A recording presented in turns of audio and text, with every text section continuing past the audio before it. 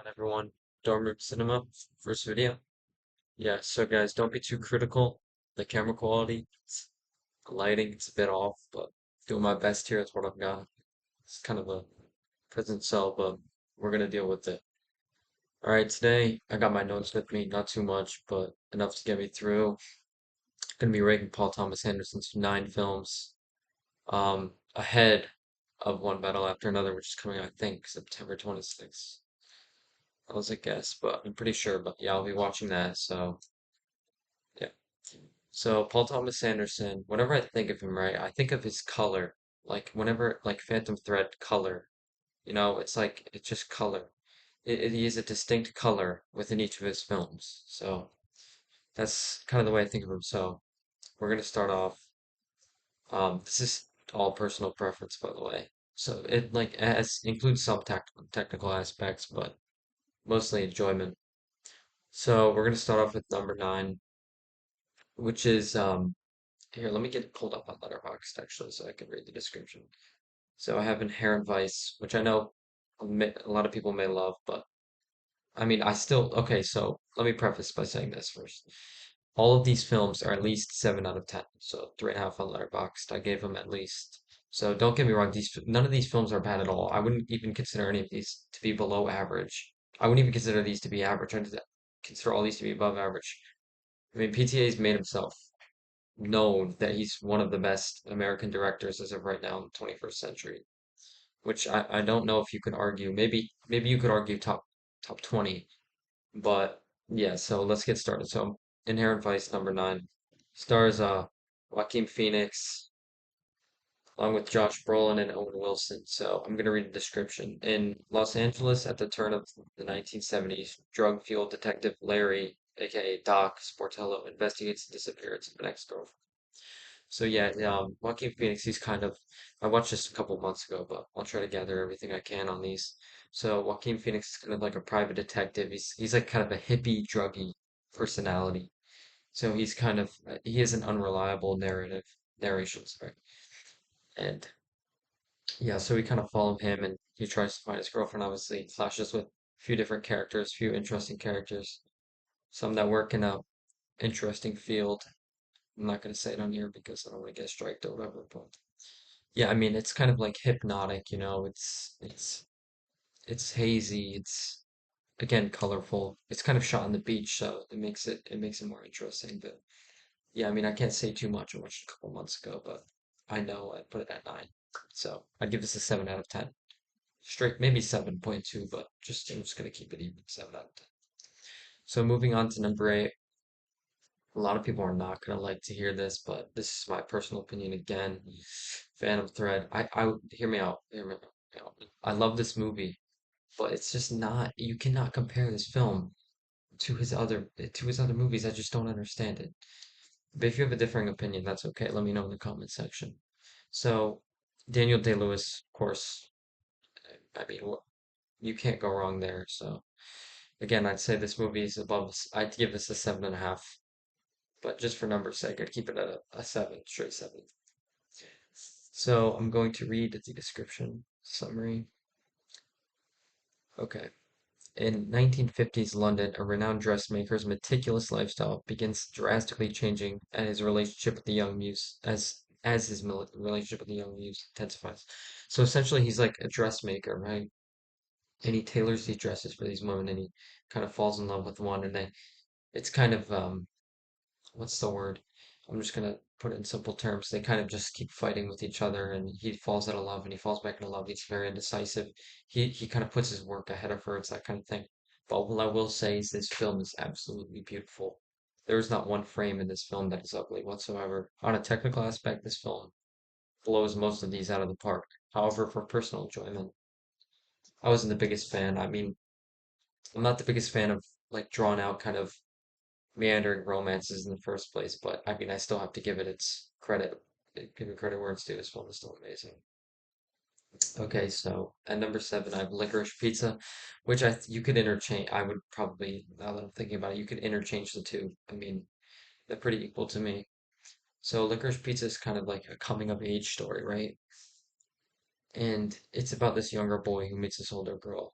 and they kind of, I'm not gonna go into anything with spoiling. It's very fun, and yeah, okay, I'll read the description actually, so you can get a better idea than me kind of rambling.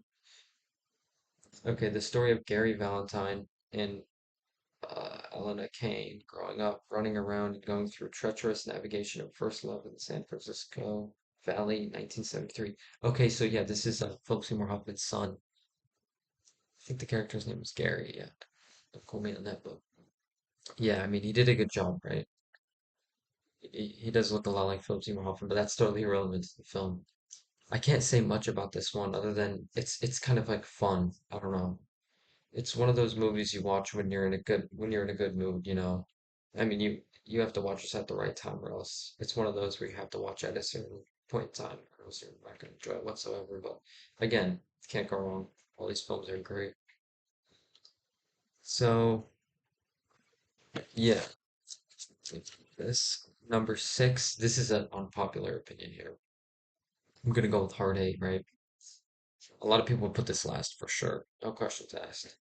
But for me, this film is so funny. It's so funny. Whether it's John C. Reilly's odd performance as the lead and Philip Baker Hall, it's just so odd. And when Philip Seymour Hoffman comes in for that one scene, it's absolutely hilarious in the casino. And Sam Jackson, don't get me started on the ending. It was absolutely hilarious. Little twist of events there, but okay. So I forgot to mention Licorice Pizza. I'd give it same as Phantom Thread, 7.5. This I'd give a 7.8, so a little bit higher. I mean, it's I'm not 100% sure if it's the first film, either one of, if not, because I'm doing this fully raw, just with my ranking on the side, just kind of going off of it. So yeah, I'll read the description of it. So yes, this is the least popular film, 1996, so I think this is the first.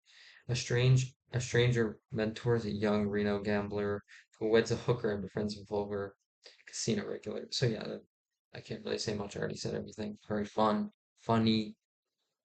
It's not his best for sure. I don't think it's his worst, but I mean you could literally switch these four around. Any of these four, I would switch around. I could switch around any time of the day. Just the top five is locked. None of these touch the top five, in my opinion. Okay, moving on to number five, we got The Master. This film for me used to be higher, right? But I now that I think about it, I bring it down a little bit. But okay, I'm gonna start by reading the description first. Freddie, a volatile, heavy drinker, drinking veteran who suffers from PTSD, finds some semblance of a family when he stumbles onto the ship of Lancaster Dodd, the charismatic leader of the new religion he forms after World War II. So they kind of call it the cost, right? And that forms into modern day Scientology, but it's just called the cause because I don't know they like that name. It's like how you call something as it is. They don't want to do that. So essentially, yes, Philip Seymour Hoffman, he's kind of the leader of this new movement, and Freddie obviously is a very troubled veteran who Philip Seymour Hoffman's character kind of takes under his wing. He kind of it seems like he's his therapist at times, but I'd say like he's kind of putting in the notion of his head that, oh, you need to join this to get better. You need to stay with me to get better. And it kind of just progresses their relationship to absolutely all-time performances. Let me not forget this film is absolutely stunning. Like that one shot where he's laying down over the boat and it shows the ocean. Absolutely beautiful. Okay. Oh, I'd give that an 8.8 out of 10. So quite high up for the next. That's why I said the first four interchangeable and not even close to these, in my personal opinion.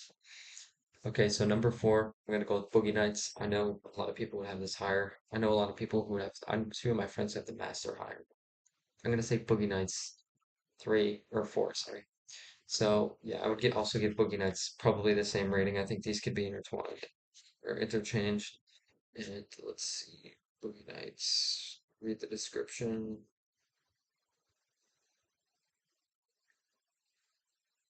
Sorry, wait a second.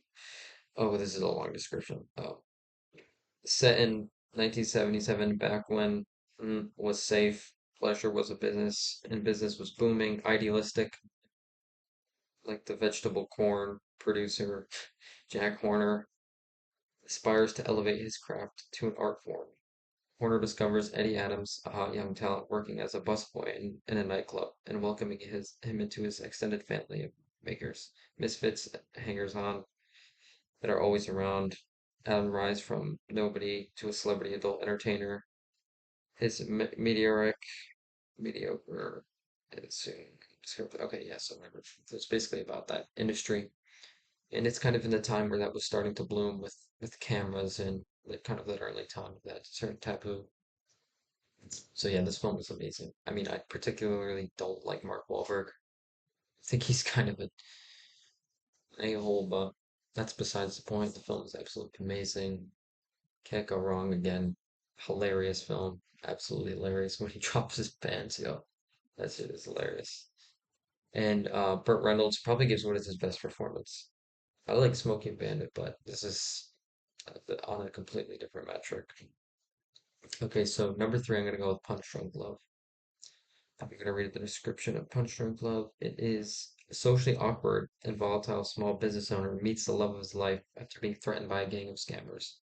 So yeah, it's essentially Adam Sandler, and he's this very socially awkward, kind of just lost and confused. He's a very, let me just say he's very relatable.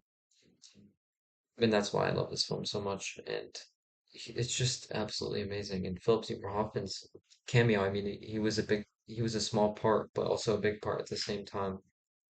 And Emily Watson also did a great job.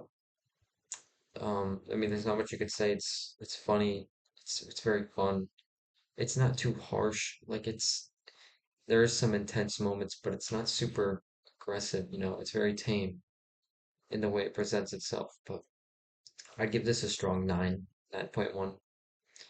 Okay, number two, we're gonna go with the heavy hitters here. These are the heavy hitters. There will be blood. There's nothing, absolutely nothing I can say that hasn't already been said about this film. So I'm going to look and read the description. Okay, let me just say this. Daniel Day-Lewis, one of the best American actors of all time. Even though he doesn't have a super substantial amount of work, I still think he deserves that title. So this is PTA's most popular film as well. Ruthless silver miner turned oil prospector, Daniel Plainview moves to oil-rich California, using his son to project a trustworthy family image. Plainview cons local landowners into selling him their valuable properties for a pittance. However, local preacher Eli Sunday suspects Plainview's motives and intention, starting a slow burn feud and threats both their lives. So yeah, this film is it's in that kind of era where oil was a big thing, and they kind of go to different land, fish out the oil, sell it for profit, right? So he kind of uses his son as, oh, and this happy-go family image. And this is not a spoiler, really. I'm just gonna say something happens to his son, and we see kind of how he reacts and who he truly is. It's a tale of a truly evil man, and we see by the end of, don't get me wrong, absolutely astonishing. It put me on the floor laughing. It was just, it was so random and unexpected. I came into this film when I first watched it with no spoilers. If you haven't already seen it already, I've only seen it twice, but yeah. So, I mean, just go watch it, please. This film is an absolute masterpiece. 9.6 out of 10. Okay, this next film, finally, we've reached the end. Magnolia. So let me read it out first. On one random day in San Fernando Valley, a dying father, a young wife, a male caretaker, a famous lost son, a police officer in love, and a boy genius, an ex-boy genius, a game show host, a strange daughter will become part of a dazing multiplicity of plots, but one story. So, PTA, he drew from, if you any of you know Shortcuts, which is a film by Robert Altman, probably one of my favorite American filmmakers of all time. We'll leave that for another video, but yeah, so this film, a huge ensemble cast, right? So you can't go wrong unless you're totally brainless, you know what I mean? But PTA just absolutely knocks out the ballpark with this one, in my opinion. I mean, the drama here is just absolutely, it's amazing. This movie is amazing. The performances are top tier. Tom Cruise, in my opinion, is best performance by far.